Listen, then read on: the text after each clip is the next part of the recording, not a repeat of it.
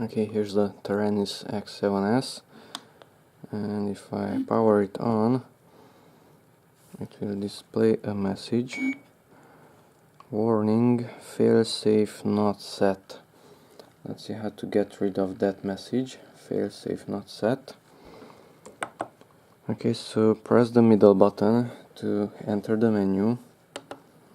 Okay, now we're on the first page. Let's go to the second one using the page button. Okay, and now let's go to the bottom by turning it to the left, and here is failsafe and it's not set.